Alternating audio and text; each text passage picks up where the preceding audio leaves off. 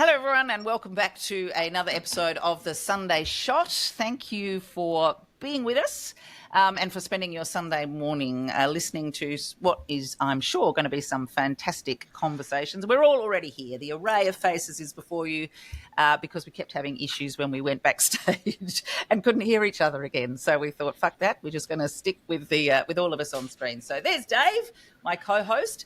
But we're delighted to have two fabulous debut panellists joining us this morning with editor of Meanjin, Esther Anatolitis, who's had quite an interesting time of late. And from Deep Cut News, we have Antoun Issa. So thank you, Antoun, as well, for being with us this morning. I am broadcasting from Gadigal land, the land of the mighty Eora Nation. So let's get straight into it. We've got a lot to get through today, and even though none of us want to, and they're barely relevant even in a domestic political context, we probably do need to note the implosion of the Liberal Party and Susan Lee's leadership looking ever shakier. Will she, Esther, do you think, be just another in the long line of Liberal leaders who is felled by their inability to deal with the big issue of our time, the climate crisis? And a woman at that, it is just so miserably disappointing, even with the low standards that we've all been accustomed to. It's enormously disappointing when we look at, yet again, following the playbook of The Voice, seeing the Nationals advance a certain position, double down on it, that very kind of, the hyper-masculine approach of Barnaby Joyce, charging out. I remember scrolling past a headline a few weeks ago saying that, I think it was David Littleproud saying that what we've really got to do is create an environment that is hospitable to Barnaby Joyce. And I remember thinking, no. What you actually need to do is tackle the great policy challenges of our time and be viable parties and a viable opposition. But you know what? As this week has been playing out, and as a number of things have been playing out, I'm actually starting to wonder whether there's something, even more grim at stake here. We've all heard the commentary around this is the surefire pathway to electoral oblivion. How could they ever get re-elected? And I'm now starting to wonder whether some in both parties actually want to be in government, whether they are using this approach to remain in that wrecker, destructive kind of position that you can only take from opposition, and looking at, let's look at the role of Advance, for example. I don't know if you saw this week that the state government in Queensland. Yeah. So Queensland has decided to shake up their curriculum authority and remove the role of two teachers' representatives and replace one of them with the founder and inaugural funder of Advance on the curriculum authority. That just, to me, starts thinking, every psephologist, every analyst is telling us that climate denialism and culture wars are the pathway to electoral oblivion. What if they're not actually interested in being in government? There is a pattern across Anglo democracies, and Chris Hedges pointed this out when he was on the show, that you have a very right-wing Labor Party in power and a completely ineffectual Conservative or Liberal Party as part of the complete establishment package. I am not at all concerned that the Liberal Party is wallowing in its own crap right now. I am concerned that we've become a de facto one-party state that's extremely right-wing anyway, without having to need a coup or any of that crap. Like, we've just done that with a bunch of shitty newspapers and a bunch of shitty decisions. I mean, it is kind of incredible, though, that the Liberal Party, they seem to have splintered into about 3 or 4 different factions at this point. Those that are sort of de facto nationals, like, Jacinta Nappin-Price. You've got the sort of Conservatives who were, though, backing in Susan's leadership. You've got the moderates who finally, it seemed, were saying, well, look, they originally said if you ditch net zero, we will have to leave the front bench. But I haven't seen that stampede taking place as yet, despite net zero now being reduced to a welcome outcome rather than a target. But Antoun, they're saying amazing. it's extraordinary kind of The planet, sophistry. that'd be all right. That'd be welcome. That'd be welcome. Oh.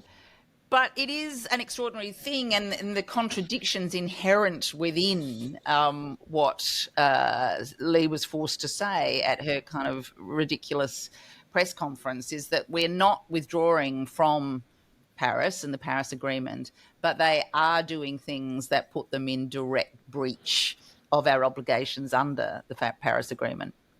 I mean, on the surface, it looks remarkable that in 2025, this is now 13, 14 years, we've been having discussions in this country about a climate policy, and the Liberals still can't even nudge a millimetre towards a sensible direction as set by Paris, by climate scientists around the world, by, the UN agencies. But it's not remarkable when you consider the shift that I think everyone here was alluding to of the Liberal Party over this 12 or so years. When you look at the rank and file in states like New South Wales and Victoria over the last 12 years, it isn't a balance between those factions. The people who have been joining the party have been people aligned with, radical churches, evangelical groups who are taking up the branches of this world, yeah. Right. And so they're the only ones really kind of joining the Liberal Party. Their memberships are abysmal. But the ones who have been kind of taking up positions within the party at the branch level over the last 12 years have been from an extreme right faction. And so over this whole journey of this discussion about climate in this country, the Liberals as a party have only gone further and further and further right inside the ship, so to speak. And then when they lost all those seats to the Teals, it just seemed a fait accompli that they would become, an incredibly hard right party. And, you can say what you want about Australia's electoral system, but it definitely has its shortcomings. But the compulsory voting of our system means that there's always going to be, a chunk that's not kind of swayed by extremism, right? Yeah. So, and when the Liberal Party seems to be coming up with positions that just seem completely unhinged. I mean, it just doesn't fly here like, say, like it would in the US with the Republican Party, or even in the UK with Reform, right? It's not compulsory voting over there. So you can be a small, agitated, unhinged minority and still get, electoral power. You can't be that in Australia. So they're just kind of sending themselves off into irrelevance at this stage. Unless you're the billionaire minority, you can be that in Australia. Sure.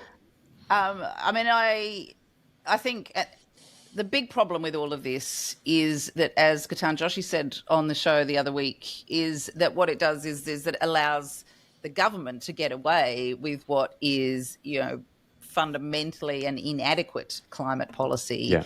Because when you have the so-called party of opposition just, vacating the field, anything looks better to that. And Labor can just shut up and pretend to be that, very reasonable government who's taking these issues seriously, but is not actually enacting policies that fundamentally deal with it and continues to support the fossil fuel industry and maintain us being the third largest exporter of fossil fuels in the world. But I think that's the greater implication of what's happening here. The greater implication that I think might not be happening immediately, but the crumbling of the Liberal Party and the coalition altogether and the implosion of it. And if you look at the polls, you can see a corresponding dip with support for the Liberals and a jump for One Nation. That right wing, that hard right is still there. It's just being splintered now across factions. Now, I think what this means going forward is that this whole default game that Labor play by and mainstream media play by, where it's just got two major parties, one sets the limit, which is a coalition, and Labor say, oh, we're not going to do quite that, so elect us instead. That's fracturing. And going forward, it'll be interesting to see the next election, the federal election, but even the next two election cycles. I think we're looking at a multi-party political system, which is probably for the benefit of Australia. And I don't think Labor can continue to play that game anymore, because that's just not how the country is operating at the moment. Well, That no, I think does that's right. seem So, where Esther. we're going. That does seem to be where we're going. And, it's really interesting having these reflections on the week where we commemorate 50 years since the dismissal of the Whitlam government. I spent half my week in Canberra doing exactly that, because at that time we had the most progressive government in Australian history. And rather than having an opposition which was performing the parliamentary and democratic function of dealing meaningfully with what the Whitlam government was putting forward, all that opposition did was to be destructive. They were explicit that they were going to do that. They were going to use supply. They were going to use any means possible to get rid of this government that they thought lacked legitimacy. And if we look at every opposition since that time, Howard onwards, but in particular Howard's successors, we have not had coalition oppositions who have been engaging with legislation, with a current policy debate in any meaningful way. And now we're seeing a new kind of destructiveness. They're not using supply, but they're using any other means, be it race, be it what Advance is doing, be it just distraction and clowning around. We need a strong government and opposition. But we also, as Antoun says, we're now in a phase where we're going to be, let's see that next evolution beyond a two-party system, and hopefully let's finally see some serious grappling with the policy that faces the parliament, because what I'm really hoping is that we see more of that instead of the extreme clutches of the dwindling influence of the coalition expressing itself in more and more racist and destructive policies. Yeah. It will be interesting to see if mainstream media can catch up with the reality of this new evil. Yes. I'm not really thinking that they will, because, Good point, Dave. we don't have politics in this country. We have political theatre. We have a very disingenuous conversation where, as Antoun said earlier, we have the Liberals saying, we're going to be 100% evil. And you have the Labor Party saying, we're going to be 90% evil. And none of those people are addressing the actual problems that are very real problems and that people are feeling the impacts of. Hence all this rage, hence all this poverty, hence fucking Nazis everywhere. So it will be very interesting whether they will keep on doing the let's revive the Liberal Party by giving them message salience, by making them seem credible, the shtick that they feel committed to, that they feel is part of their job as editors of fucking newspapers in Australia. Of course they will, because the mainstream media are stuck in a similar default, right? It's, the political content in this country when it comes to mainstream media is what does the government say, what does the opposition say, and that's about it. That's as far as it gets, right? That's the press gallery in Canberra. That's what they do. Yeah. So it doesn't go beyond the surface of a he said, she said. I call it press release journalism, which is exactly what our political journalism is today. It's just what he said and she said, whether you're from Labor or the Liberal Party or the coalition. So it doesn't go beyond the surface, and they're stuck in that default, and they're not going to move out of it. And it is that sort of sane washing, which, of course, we saw so much of in the US during the last presidential election campaign. There was activity in the US this week as well, in that the longest government shutdown in American history finally was brought to an end when 8 rogue senators crossed the floor, many of whom came from states where there was a large proportion of government workers. And so clearly they were feeling the pinch a bit, including Hillary Clinton's former running mate, Tim Kaine. They claimed it was both because they thought they could get a deal on ensuring that the furloughed workers could get paid. But there was also this issue where, potentially illegally, the administration was refusing to fully fund SNAP, which is the Supplementary Nutrition Assistance Program.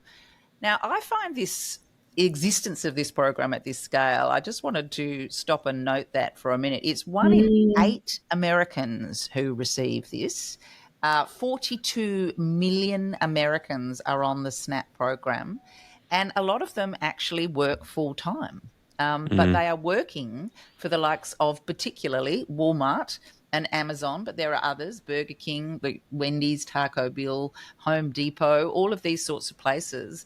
42 million Americans getting it, and it cuts off for a household of two at $27,495 a year, or for a family of four, $41,795. So you think what that says about the level of poverty in America, that this program is so widespread, and also the fact that it is absolutely fine and goes without remark that essentially the billionaires are being subsidised by the governments because they are paying their workers chronically low rates of pay. They're also seizing government handouts at a rate far higher than anyone. And the context for what everything you've just explained, Joe, is that Tesla shareholders have just approved Elon Musk's pay packet on the way to becoming humanity's first trillionaire leech.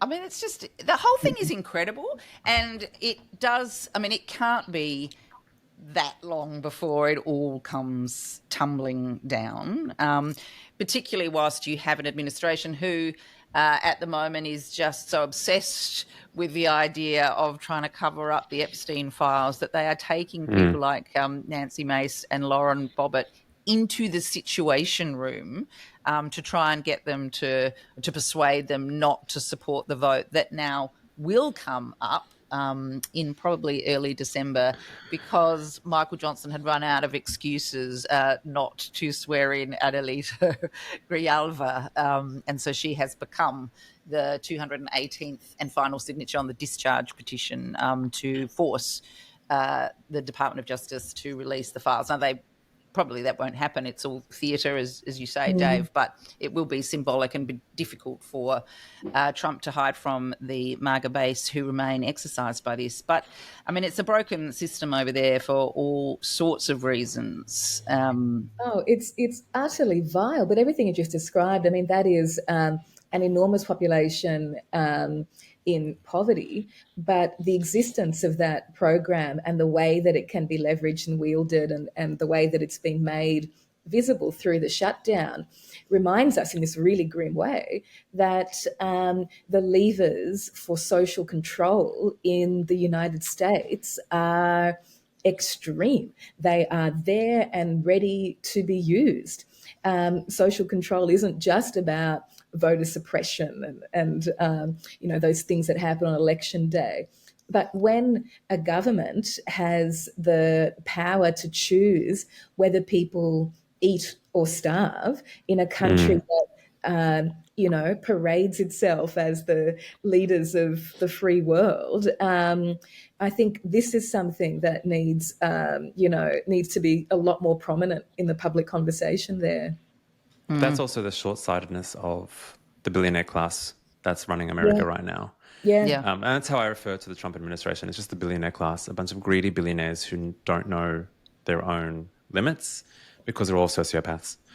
And the problem with endless greed, which has governed America for the last, pretty much since we've all been alive, but has accelerated in the last 10 years or so to such inexplicable ends, is that when you ravage and violate the social contract, and when you make the lives of the poor impossible, that's how you breed instability in the country. It comes back to bite you. Yeah. Right? So, what maintained America's stability is not the fact that they had elections every 4 years, but they had a strong middle class that kind of like maintained a stability. When you have a big middle class, it kind of like keeps everyone at ease. And we have that in Australia, right? We have a big middle class. That's why we don't have, protests and revolutions and political instability.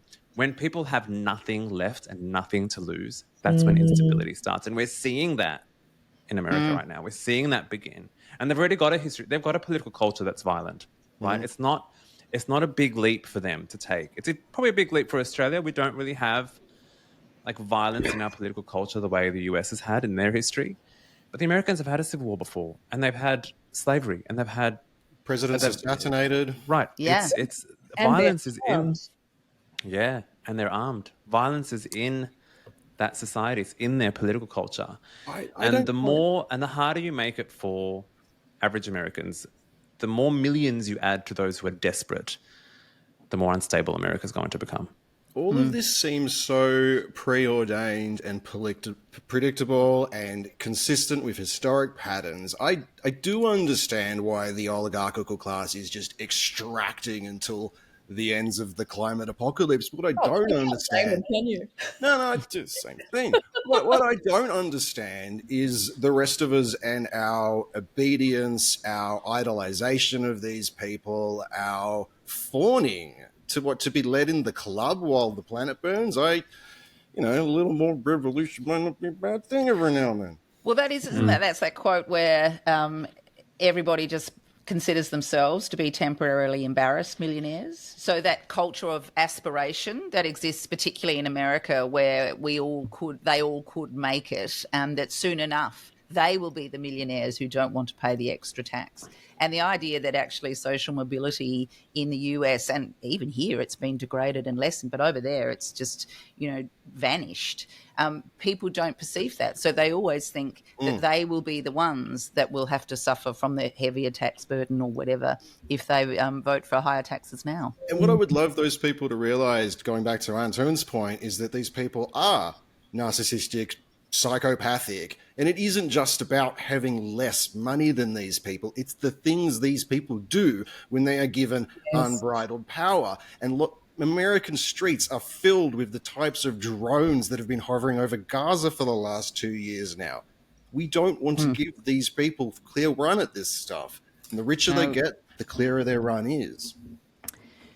So also this week, a very momentous occasion that we alluded to and that Dan spoke so beautifully about last Sunday. It was the official signing of the treaty in Victoria, the very first in Australia in any jurisdiction. So a really momentous occasion that many First Nations peoples have spoken about powerfully and movingly, the meaning that has for them and their communities, and the precedent that they hope that it can set for the rest of the country.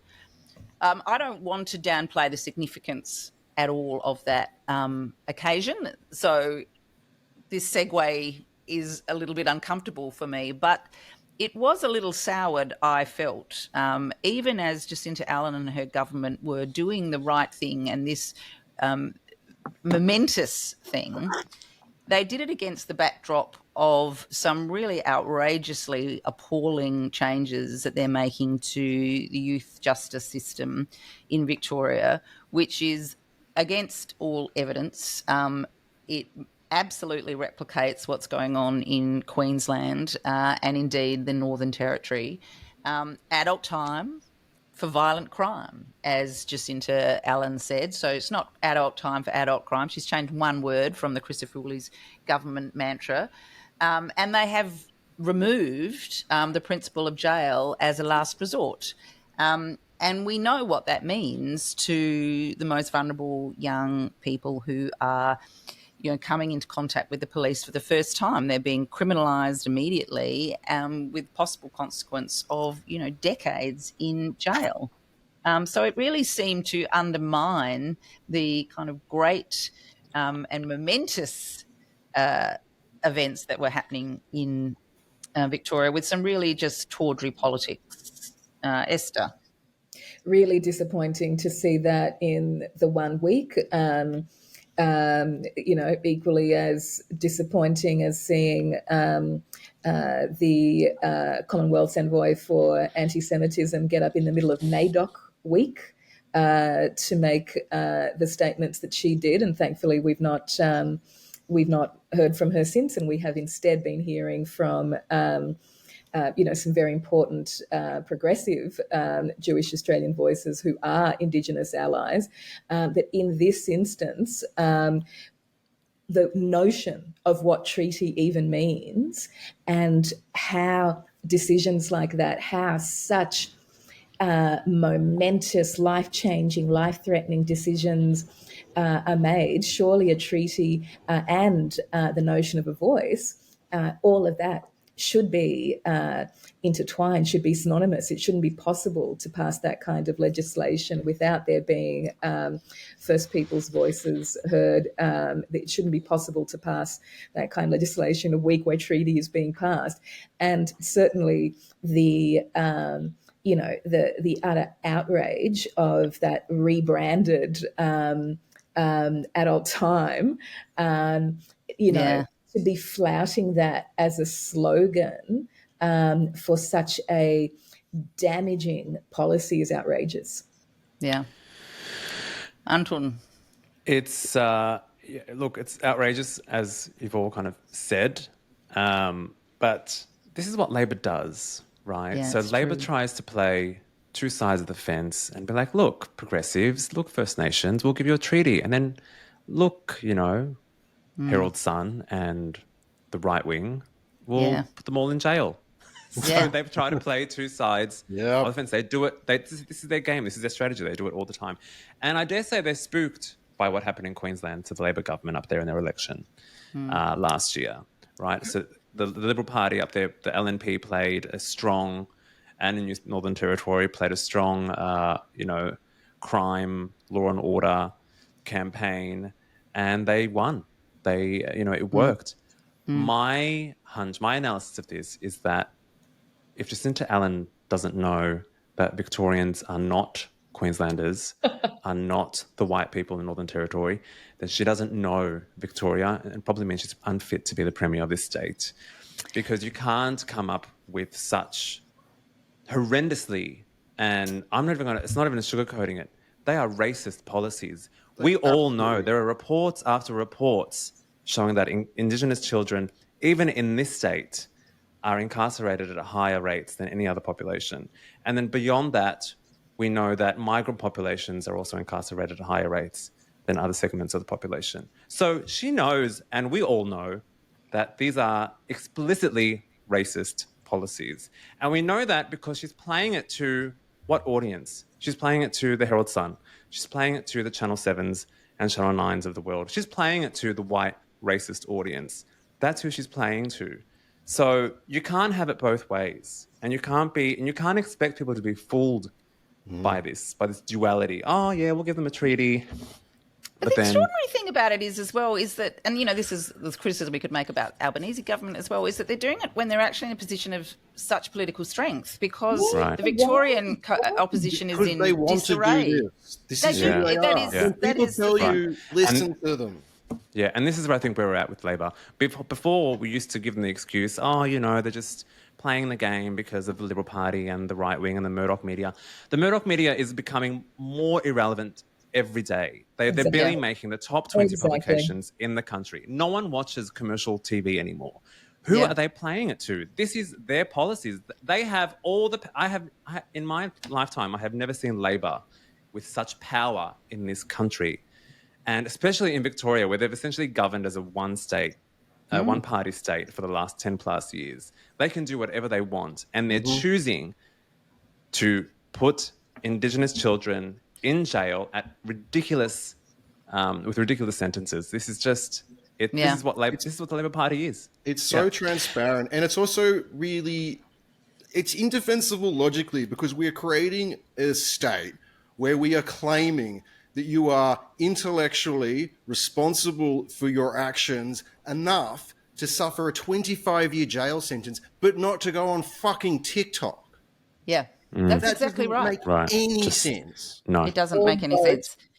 Now, on this very point, last week, the Jesuit Support Services brought out a report called the Adolescent Man Box, which was looking at the state of, or the way that young people perceive the state of masculinity in this country. And it's quite interesting because there was a big gap between what they themselves believe, but what they think most of Australians believe. And so that sort of dissonance gives potentially opportunity for changing some of the rigid norms around masculinity. So we're going to go to an interview with Matt Tyler from the Jesuit Social Services, and Kate Fitz-Gibbons from Monash Uni, who delve a bit into this, and also how our governments are failing our young people by this obsession with law and order above intervention into households early, particularly when there's trauma and victimisation and violence taking place. So we'll go to that, and then we'll come back and chat some more. We surveyed over 1,400 adolescents of all genders from right across the country, and they told us that they're perceiving social pressures on boys to always show up as confident, even when they don't feel that way, to always act tough, to never back down from a challenge. And this is the first time we've sought to understand the perspective of girls.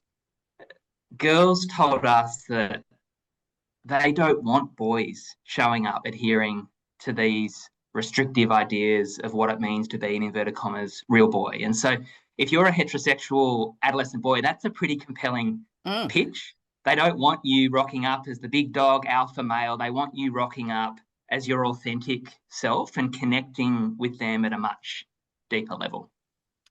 Because, Kate, there was an interesting difference, wasn't there, between what boys think and what girls think. Exactly as Matt says, what girls perceive, there's a broader spectrum of what masculinity can be and what they want masculinity to be than the permissions that boys give themselves. Absolutely, Joe. And as Matt said, I think that's one of the most compelling findings that we really want adolescent boys to hear, that girls want you to be authentic, and girls are not subscribing and endorsing the same social pressures and these kind of rigid masculine norms that adolescent boys are. But within that as well, we also know that these same restrictive masculine norms are not serving adolescent boys well themselves. And I've heard Matt reflect several times that these boys aren't doing very well. Yeah. They're lonely. They're more likely to find connections in their online lives than in their real kind of in-person lives.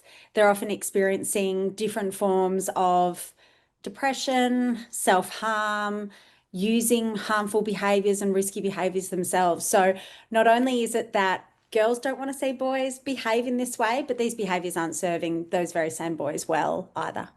Because it was a very strong link, is that the more you subscribe to rigid views of masculinity, the worse outcomes that you will have across an array of areas in your life. Certainly. And what we see there is a real call to action about how we are engaging boys in conversations that not only are going to allow them to be more authentic in their lives, but are going to lead to better life outcomes for them in adolescence and down the track. So that's a really important call to action. I think a call to action for a number of people that engage with young people. One of the findings that I certainly found most hopeful in this study is that young people say that their parents are the most influential people in how they show up in the world. Like, that's such a promising finding, when so often at the moment, I think Australian parents are reading headlines about how we're losing our young people to social media, to online influencers. But what the Jesuit Social Services team heard in this survey is that parents are still that key influence in an adolescent's life as to how they show up. So we need to ensure that we're resourcing parents across Australia on how to have some of the conversations with their adolescent girls and boys about these rigid masculine norms, about these social pressures that they're experiencing. Because that is the case, isn't it, Matt? That, again, the more rigidly, or the more you hold on to these rigid views of masculinity, the more likely you as a boy are to be engaging in the online world, to report that your online life is more stimulating, more exciting, more important to you than the real world life. There's just so many different factors, your mental health, and your likelihood to seek help if you're struggling mentally, if you are influenced by rigid views of masculinity. All of these factors are worse for you. Yeah, Joe, that's right. I think before going to the small group of boys who really endorse these ideas, I would want to I do want to highlight that Yeah, no, let's talk about the good outcomes as well. the overwhelming majority of adolescent boys don't rigidly subscribe to these restrictive ideas about what it means to be a boy.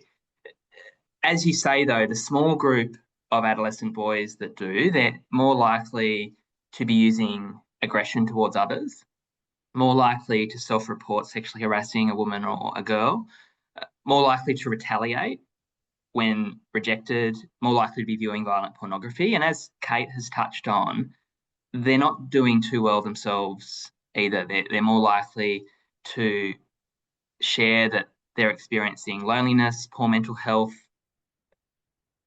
Really importantly, they're more likely to self-report victimization. And so whilst we can't draw causative conclusions here, as you've pointed to, there's a really tight link between boys who subscribe to these restrictive ideas and their life outcomes. And I think to the point you've made about boys' online lives, there's a range of contemporary issues impacting adolescent lives that weren't present when I was an adolescent. And things like the increasingly violent nature of pornography, image-based abuse. 1 in 10 adolescents telling us that they've seen a deepfake image of a peer. And then digital surveillance, almost a quarter of adolescents telling us that it's okay to call or text incessantly if your partner is not picking up. And it's okay to look at who they're communicating with on social media. These are indicators of a relationship that has aspects of coercive control taking place. And so these are challenges that we've got to equip parents through our respectful relationships curriculum in schools. We've got to make sure that that's updated and fit for purpose based upon the findings of this study, because what is impacting our adolescents can move quickly. And this study, we've gone and asked adolescents what's going on. We've got to make sure that's reflected in the support that we're providing as adults. When we do get to that group of young men and boys who are behaving in dangerous ways to others, not just themselves, there is significant research that you cite in this report, Matt, which is showing that they themselves have often been the victims of abuse of varying degrees of seriousness. So victimization might be a better way to put it at one end of the spectrum as well. So that they have had adverse childhood experiences, which in turn inform and influence their own behaviours. That's right, Joe. And it's by no means saying that if you have experienced violence, abuse, or other forms of trauma as a child that you will go on and perpetrate violence. That's just not the case at all. What it is pointing to, though, is the reality that that experience of trauma during childhood is absolutely a risk factor as it relates to future perpetration. In fact, in this study, we saw that 83% of the boys who were using one form of violence were also reporting that they had been a victim of violence. And that's consistent with a range of other studies, including work that Kate has done. And I think, Joe, in the context of some of the changes we're seeing across several states and territories as it relates to youth justice, it's worth pausing on this reality that whether it's in Victoria this week where we've seen retrograde steps, which will result in more young people ending up in juvenile justice for longer. We all want a safe community. And there's absolutely a need for reform in order to facilitate a safe community. The reality, though, is these young people who we're going to be locking up have been victims of violence and abuse first and have come to the attention of the criminal justice system second. And so the point we make in this work, the point Jesuit Social Services is making in our advocacy more generally, is you don't make the community safer by putting young people in prison. And in fact, quite the reverse, because again, some of the studies that you cite in this report is that because the brain of the adolescent is so malleable at these critical times, that if poor treatment or victimization or abuse, or whether it's from an individual or from the state, is perpetrated against them, it congeals and it calcifies their brains and experiences, which means they are likely to become hardened into forms of behaviour which are going to be negative for them and the wider community. That's right. The changes we're seeing across several states and territories will result in a community that is less safe, because we know that young people going into juvenile detention, they will come back out into the community. There will have been very little done to address the underlying reasons why they've behaved in the way that they've behaved. And separate from the harm that is being caused by governments who are introducing these retrograde steps as it relates to youth justice, there is a dearth of early intervention services that exist for young people who come to the attention of the police for the first time, for young people who might have started to use violence at home, perhaps against their mum or a sibling. We are missing opportunities over and over again to intervene before the point of crisis. Because these could be easy wins, couldn't they, Kate? And both the work that you've done, we had Jess Hill on the program a while ago. The evidence is really clear, and even just from a kind of an economic perspective, intervening early would result in cheaper, let alone better outcomes. Absolutely, Jo. And the evidence on that is so clear. If we look youth justice, punishment, youth detention is a really, really expensive option. And we know, from Jesuit social services work, early intervention work in the community, that is a significantly more cost-effective response that will actually work with a young person and address those underlying issues. But more broadly as well, we have the Australian Child Maltreatment Study, which was published in 2023, showed us that 2 in 5 children in Australia are growing up in homes where there's domestic and family violence. 1 in 3 are experiencing a form of physical abuse. 1 in 10 are experiencing neglect, nearly 40% experiencing child sexual abuse. Victimisation of children and young people is such a pervasive problem in this country. And when that trauma goes untreated, it becomes intergenerational trauma and violence, which has a significant cost to the community. And we see that cost across the justice system, health system. We see it in disengagement from education, which we know then has a host of other negative life outcomes, which ultimately come at a cost to the community as well.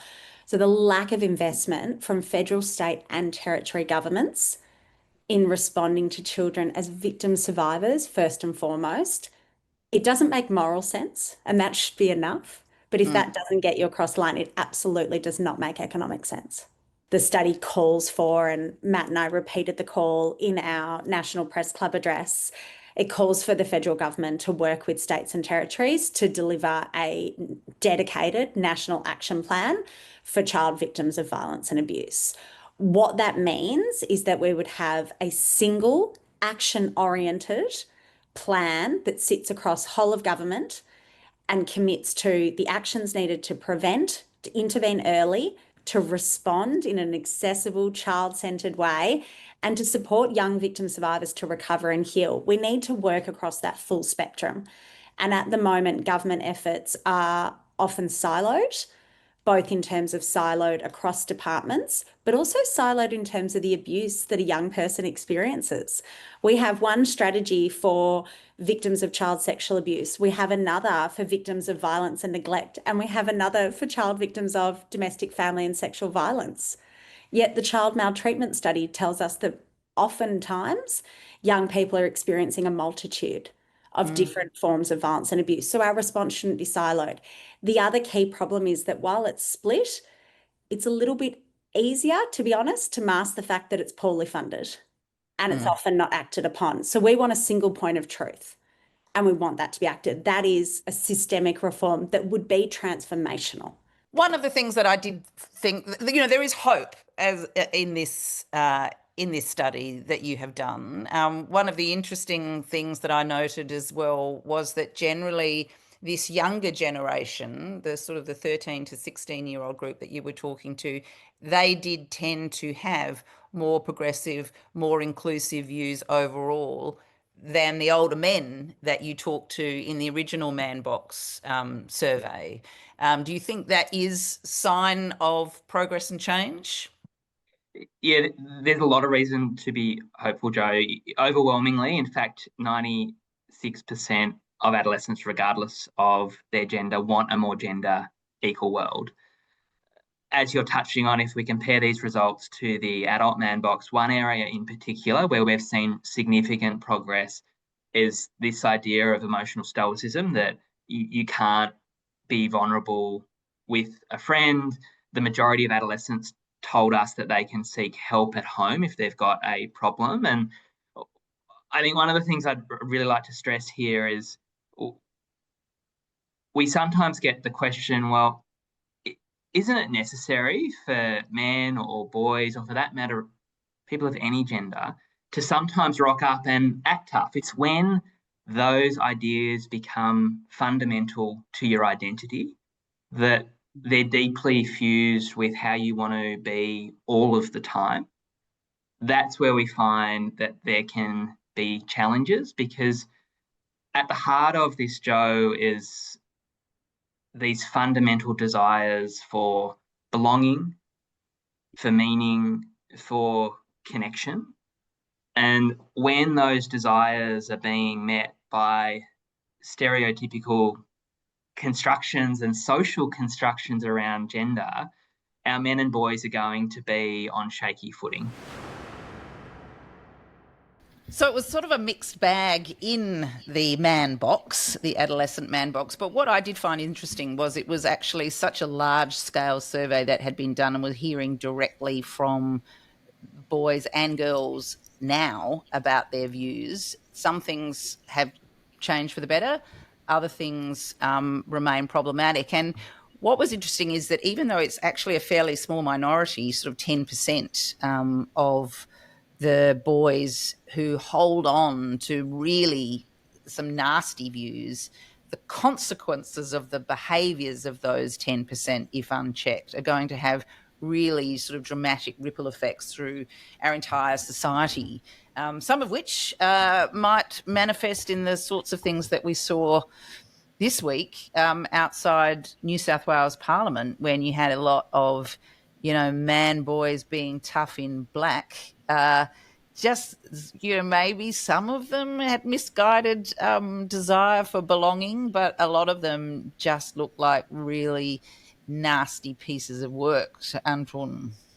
But I correlate it with what was said by Matt in that interview, which was that, when you look at the world in which a lot of these young boys, all of us are kind of coming into, especially the younger generations, it's one of increasing isolation. It's one of less community, less interaction, less development of social skills in a natural communal environment.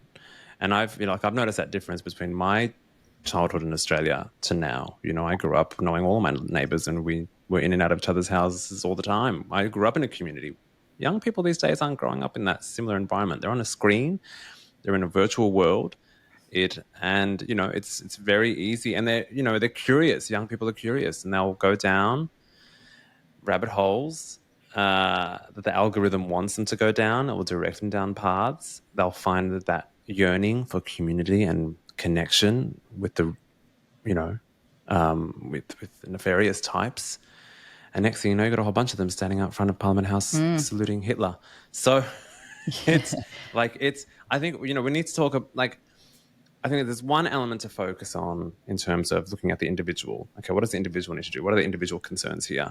But then we also need to kind of have a reflection on the social elements that are kind of creating the conditions for this to arise, right? We all have to take responsibility as a society. What kind of society do we have where so many feel lost and searching and, driven down algorithmic rabbit holes? is that the society that we want? Because this is the outcome. Yeah, I completely agree.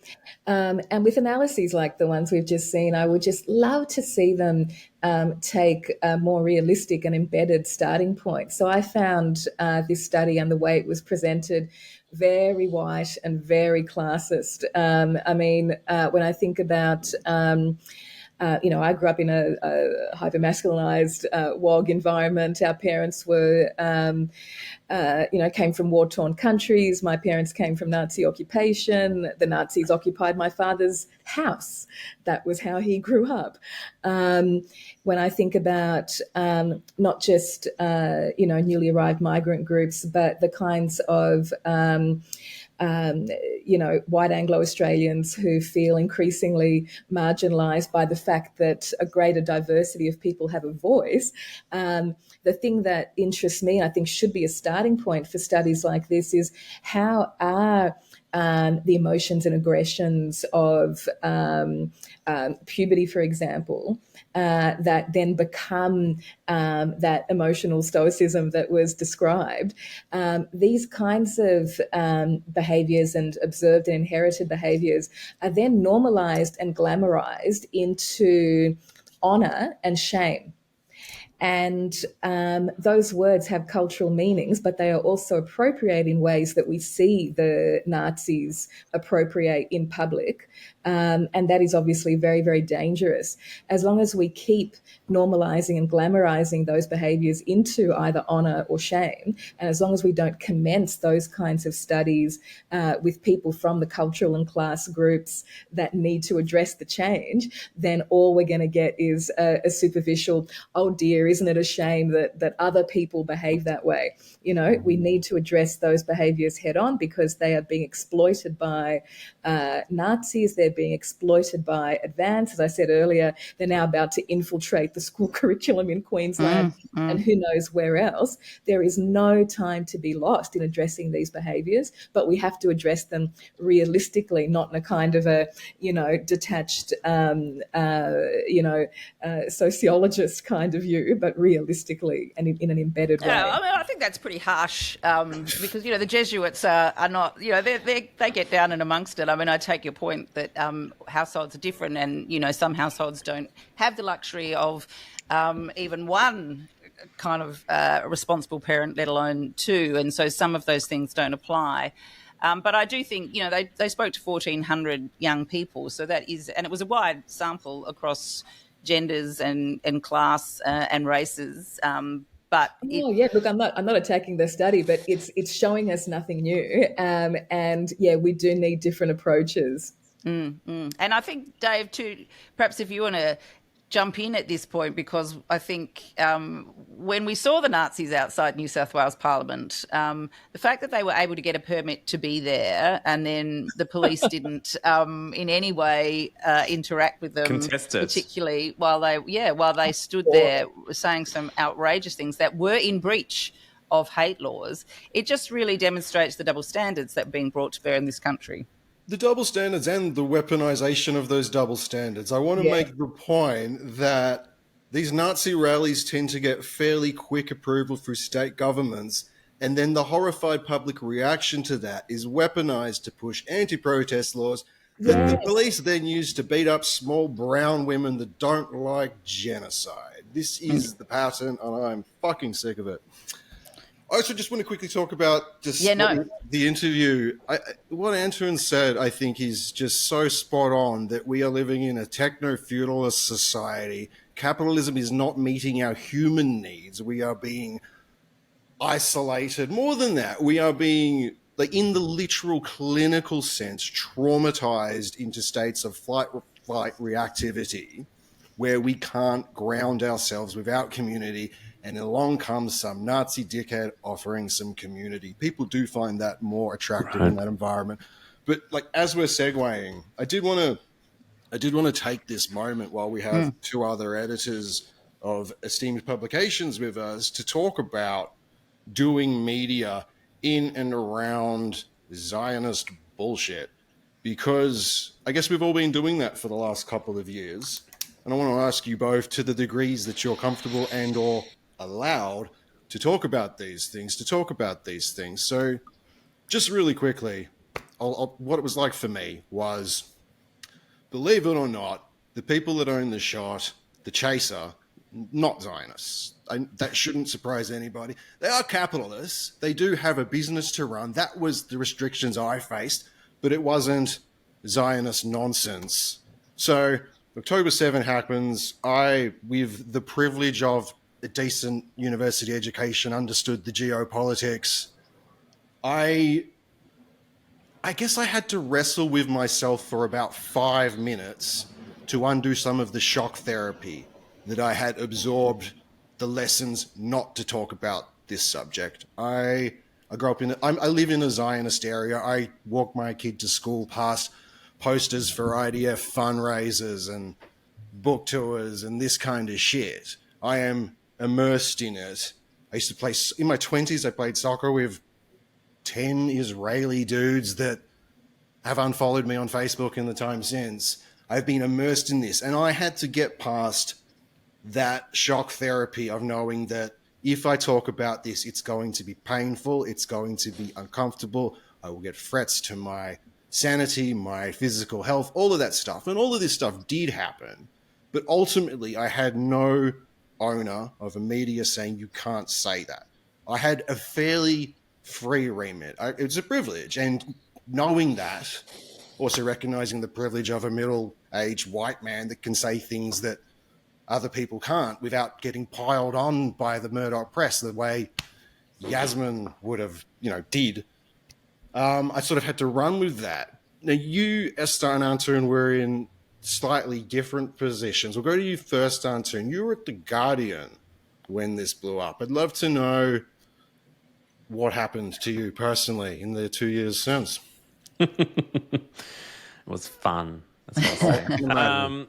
Well, look, it this all actually, there was a bit of internal rumblings in 2021, the last kind of mini Gaza war, where I think about 2,000 Palestinians were killed, and there were objections within the newsroom that I kind of were part of, in terms of the way we were covering it, the words we were using. It was around the time, I think, when Human Rights Watch and Amnesty had released their reports into Israel being an apartheid state. So we were questioning why we weren't referring to Israel as an apartheid state. And we ended up having a call with the foreign editor in the UK, the man who runs the show in terms of coverage for Gaza. And I put the question to him. I said, why aren't we using it? And his response was because in South Africa, the South African regime referred to themselves as apartheid. It was a specific Afrikaans word, which we didn't get into a debate, but it kind of like they ignored the fact that it was an Afrikaans word. It was a word that the South African regime used to describe their own system before it was taken down, but afterwards it caught on and evolved into having some kind of legal connotations attached to it, which is now used in international jurisdictions, as we saw with International Court of Justice last year in their ruling. So that laid the groundwork, and I always knew. I said, if this blows up again, and it will, this newsroom is going to fall apart. And lo and behold, it did. So, as soon as the genocide started in October 2023. I held like mid to senior an editor position in The Guardian, and they refused to grow me. They refused to give me paths to grow because I was seen as a bit of a brown agitator on the inside. I was steering the cultural and linguistic diversity committee. I was coming up with all these employee groups of minorities and connecting with my peers in the UK and the US. And always pushing for things and always coming up with you've got to do better on diversity, meaningful changes. Don't just come up with, a festival. So they always knew that, and they knew my background. My expertise is the Middle East. I worked and lived there for several years as a journalist. I lived in the US under the Trump administration the first term, and I worked for a think tank called the Middle East Institute, where I was a And while I was at The Guardian, I was a non-resident fellow at a think tank on the Middle East. I was literally a Middle East expert in the newsroom. We don't want to and listen to you about any of that. Then would No, we? they didn't want to hear it. So as soon as it started, they took me off one of my job roles, which was presenting videos, and they rejected all of my pitches for analyses. And then I just accused them. It got to the point where I was like doing part-time work. I was doing about 3 hours of work a day. I was getting paid full-time, which isn't that great if you know the Guardian salaries. And it just like I said to the editor at Guardian Australia, I said, I think you're doing this because I'm an Arab. I think you've sidelined me because I'm an Arab. And their response was, this is a really serious accusation. And I said, well, that is my accusation. So unless you can prove otherwise. So and then the open letter came about at the end of 2023, which I wrote, with some other fabulous journalists from other newsrooms. And that made a lot of headway in Australia. About 300 plus Australian journalists from across newsrooms, ABC, SMH, Crikey, and so forth, signed that open letter. That was a real great effort, I think. Mm-hmm. And then I think because they knew Guardian people were involved in leading and steering that open letter, which was a copy and paste of an open letter that, if you recall, there was an early one done in the US, which was also drafted by Guardian US journalists. So the Guardian reporter tier of Guardian staff are pretty their morals are in check, and they want to do meaningful journalism. A lot of them do. And so, and I think because of, there were two new open letters, one in the US, one in Australia, pretty much done by Guardian journalists. The Guardian HQ cracked down, and they sent an email out to every Guardian staff member across the world saying, essentially, do not sign open letters unless you get approval from your senior manager.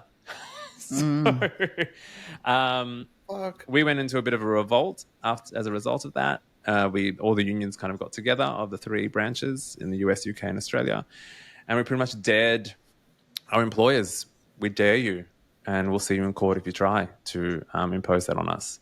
And it just froze in place after that, and it's been frozen still. So I think, in terms of the Australian division, I kind of was the person that was really pushing for better coverage of Gaza and really calling out the blatant racism at top level that resulted in me being treated the way I was treated despite my professional background.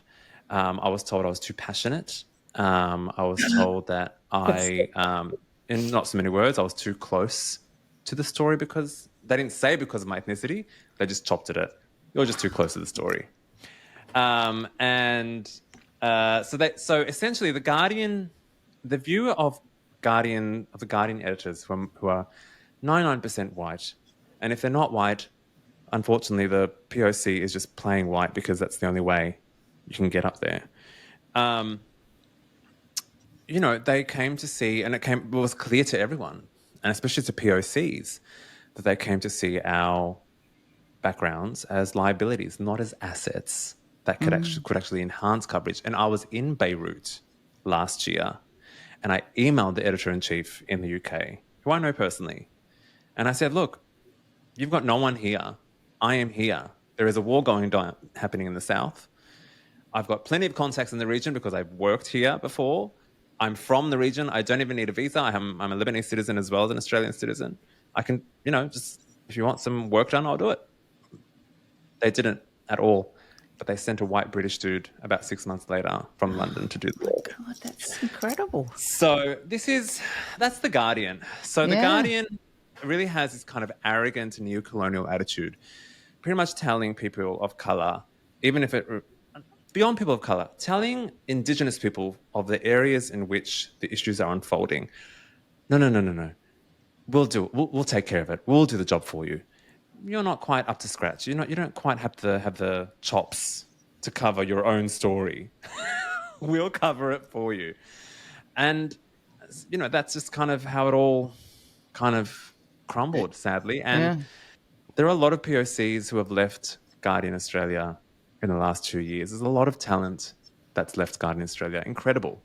And I think Palestine played a big role in that because it exposed the hypocrisy of the editorial class. It exposed their racism, but it also exposed that they just, all this D&I stuff, all the cold groups, and we want to meet targets and have these wonderful town halls where we talk about how wonderful we're doing in terms of hiring people of colour, was just hollow, empty, nothing.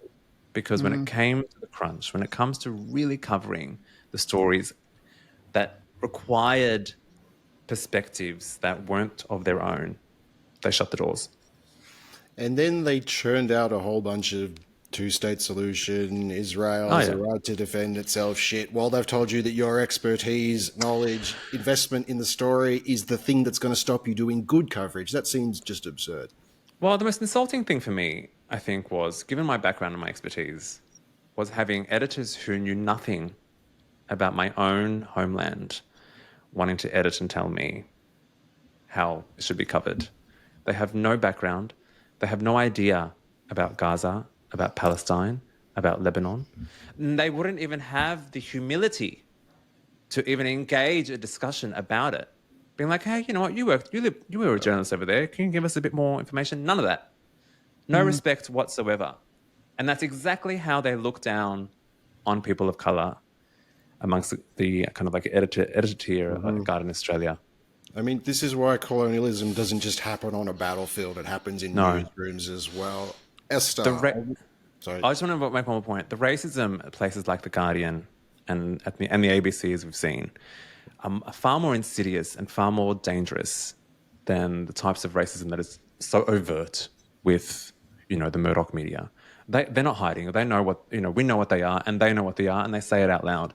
It's the Guardians and the ABCs of the world that pretend to have this kind of righteous ground in the media landscape where they're the best of the best, the most intellectual of all, and they couldn't possibly be racist, or they couldn't possibly be misogynistic, or they couldn't possibly have bigoted views towards anyone. But they have them, and it's insidious, and it seeps into their HR, social media kind of policies, and who can cover what, and where they put their POC staff. It's far more insidious, and it needs to be called out more regularly. It's a type of racism that you can normalize far easier without noticing than the more overtly frothy stuff. Esther, would you like to jump in on this? Oh gosh! First of all, I'm culturally obliged to pick up on this point that the South Africans think they invented the word genocide. Obviously, genoktonia is a Greek word and has been around for a very long time and describes atrocities that humans commit. No one has a monopoly on that word until all genocide is gone. I just think it's, more power to you, Antoun, for everything that you have done, everything that you will do. This notion that, white institutions like the ABC or the Guardian, this notion that they can claim a cultural neutrality or a view from nowhere, that is political bullshit, and in itself is a racially embedded notion. There is no such thing. That simply describes colonialism.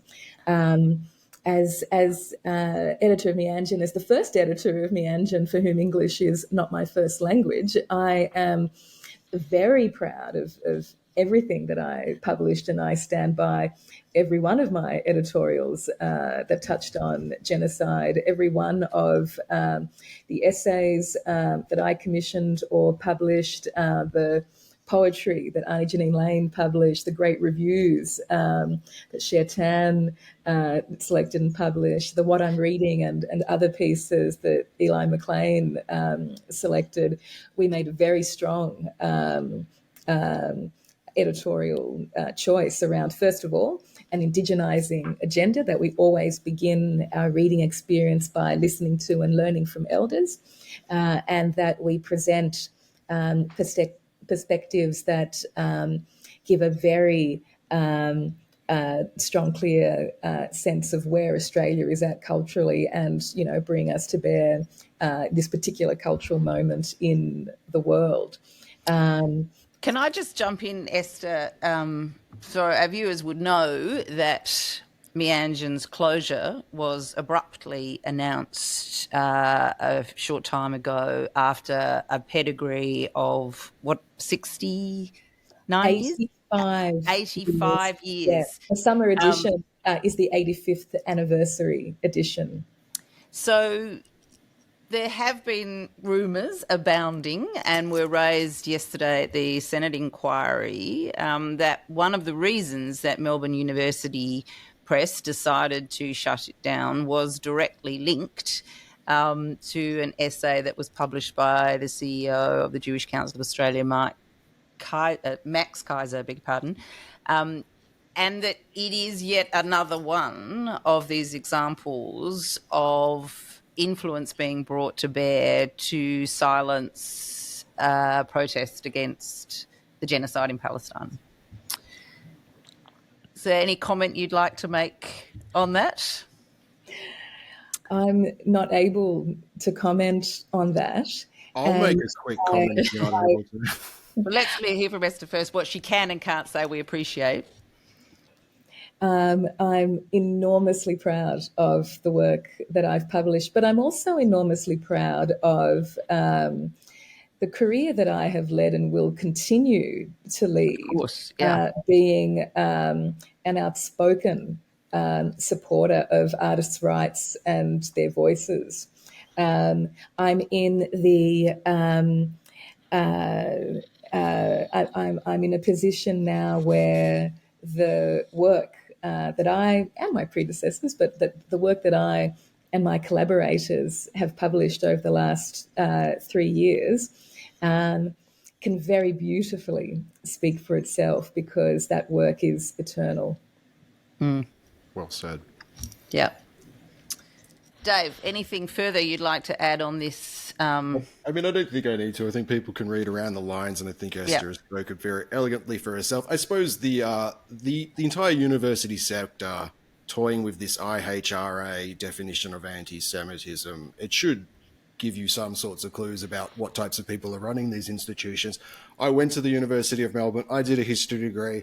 If I wanted to write a very factual, dry history essay about the origins, the founding of the State of Israel in 1948, I'd be flirting with accusations of anti-Semitism. I mean, you only need to look at also at, who kind of sits in positions of power at these universities, right? Melbourne University is a good example of that. Who are in these influential positions to kind of, influence kind of decisions like we saw with Meanjin. But I will say one of the reasons why, I'm doing Deep Cut and I came into being is, and a lot of the coverage that we've been doing is precisely on the stuff that Meanjin experienced, which is that, which is not being covered by mainstream media, which is a real danger for Australia in terms of the pro-Israel lobbies, ardent, unrelenting efforts to just quash free speech in this country because they've lost the narrative. And if you look at the pro-Israel lobby's activities across the Western world, it's replicating everywhere. That's why they're trying to buy TikTok in the US. That's why they're shutting down, kind of free speech on campuses in universities, which is like the center of academic freedom and meant to be the center of academic freedom and kind of like pioneering, all sorts of ideas. They want to shut that down. The pro-Israel lobby, if you're supporting a genocide, I'm going to kind of say you're kind of insane already. But the fact that these people have so much wealth and so much power that they're able to shut down or make a really good attempt at shutting down free speech in this country should ring alarm bells for everyone in Australia who considers democracy a thing they want to hold on to. That's the story behind what's happening with Meanjin. Well said, mate. Because the thing about Meanjin, and we will wrap up this episode, but because Crikey did a good episode this week, friend of the shot, Cam Wilson wrote it, I believe, that, there were offers to buy it. If the narrative that Melbourne Uni Press, supported by Melbourne Uni, were running was that it was too expensive all of a sudden to keep investing $200,000 a year in Meanjin. So it didn't make any economic sense. Never made economic sense. That's not what culture is about. But therefore, it would be shut down. And that was despite the fact that there were consortia who immediately swung into action and said, well, we will buy it from you. We will buy that masthead. But no, they wouldn't entertain any bids at all, which suggests that there was something other than economics behind the decision. And Esther's letting her eyebrows do the talking. Picking up what your eyebrows are saying loud and clear, Esther. On that note, we've come to the end of another episode of the Sunday Shot. I want to thank Esther and Antoun for joining us for the first time. Wonderful debuts. Dave, thank you as ever. We're going to rattle that tin. We're coming to the end of a year nearly. We're going to finish up on December 14 this year. We're going to have a special end-of-year roundup. But if you want to see us back next year, just do remember to chuck a few dollars our way and do that like, subscribe thing, because at the moment the algorithms continue to rule supreme. Thanks again, and we will be back next week. Thank you for having us. Thank you. Bye. Cheers. Bye.